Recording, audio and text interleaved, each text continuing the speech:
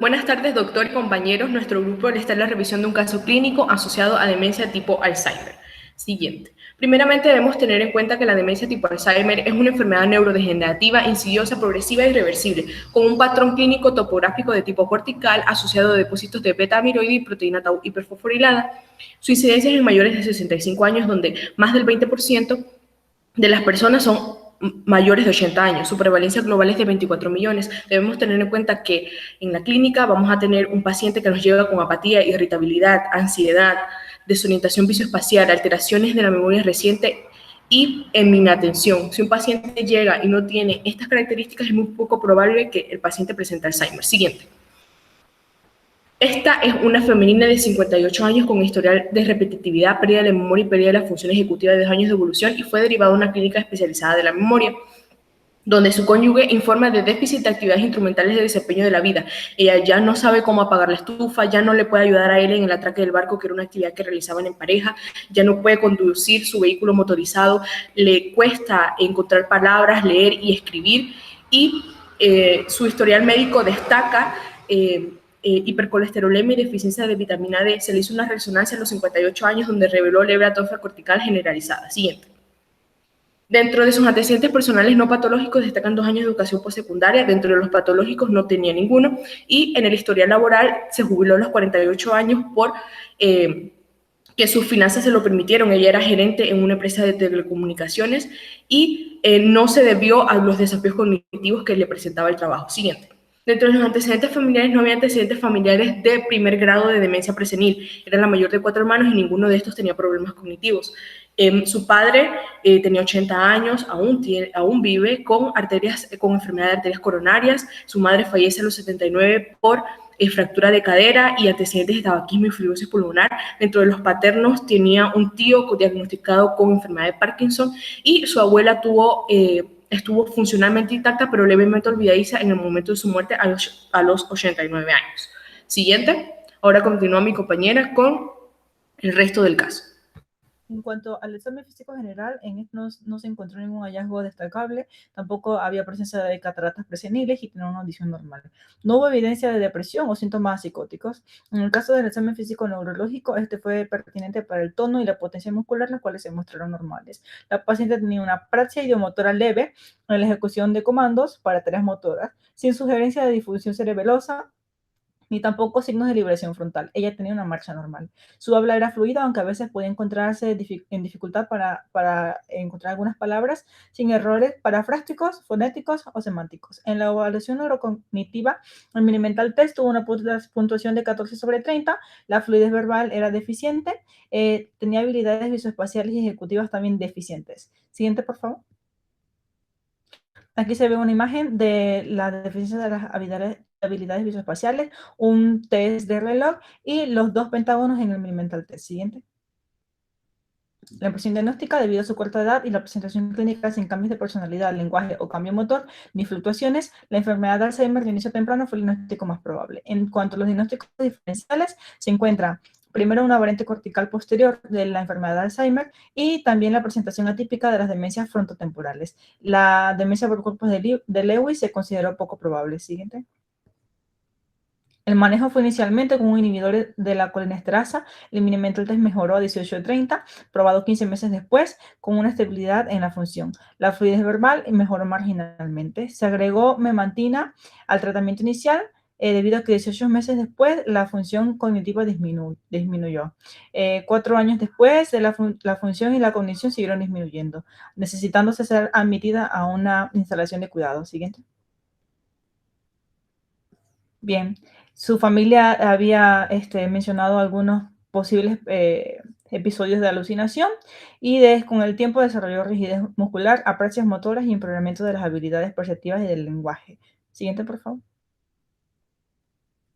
3 años luego de su muerte, se tuvo el consentimiento para realizar algunos estudios genéticos en los cuales se incluye la presenilina 1, 2, la polipoproteína E y la proteína precursora de amiloide. Siguiente.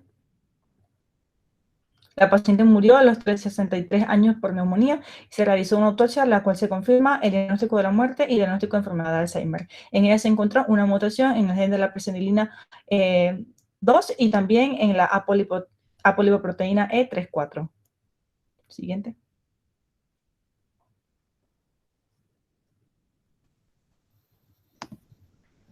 Bien, la enfermedad de Alzheimer se puede clasificar en dos tipos, la de inicio temprano y la de inicio tardío. Ambas tienen características clínicas diferentes, como podemos observar en la tabla inferior derecha.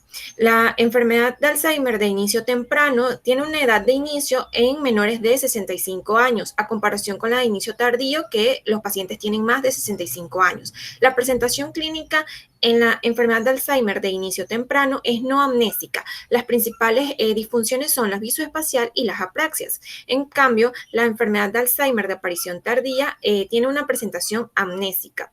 Debido a esto, la enfermedad de inicio temprano tiene una peor función ejecutiva, visoespacial y praxias.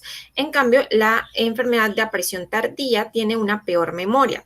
Y con respecto a la evolución, la enfermedad precoz o de inicio temprano de Alzheimer es más rápida en comparación con la de aparición tardía. Debido a esto, como mencionó mi compañera, el diagnóstico más probable que tenía esta paciente era enfermedad de Alzheimer de inicio temprano. Para que esta enfermedad se manifieste, se deben presentar mutaciones principalmente en la presenilina 1, en la presenilina 2 o en el precursor de proteína amiloide.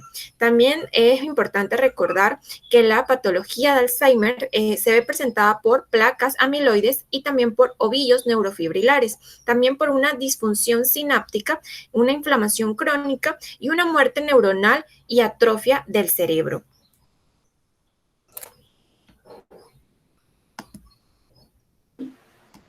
Para continuar con la discusión con respecto al beta-amiloide, sabemos que este es un péptido que se agrega en la enfermedad de Alzheimer. Este péptido es producido por la escisión de una proteína de membrana denominada APP, proteína precursora de la amiloide.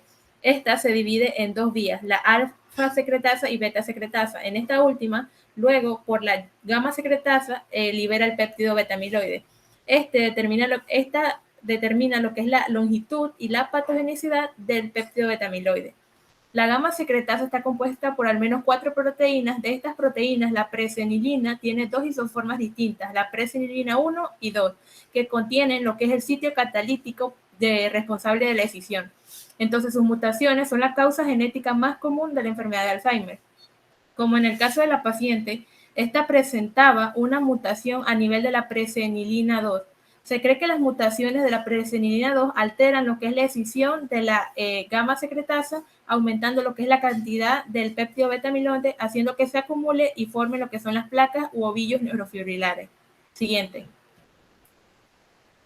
Con respecto a la apoliproteína E, esta es una proteína que cuenta con 3 isoformas diferentes, E2, E3 y E4. Se considera que la ApoE4 está dentro de los factores de riesgo, ¿ya? Y de la ApoE2 se está dentro de los factores protectores frente al Alzheimer, lo que nos lleva a determinar que la paciente de este caso tenía un factor de riesgo adicional para la enfermedad de Alzheimer al ser un heterocigoto para el alelo ApoE4, ya que su presencia reduce el aclaramiento del beta-amiloide 42 del cerebro y aumenta lo que es la actividad glial.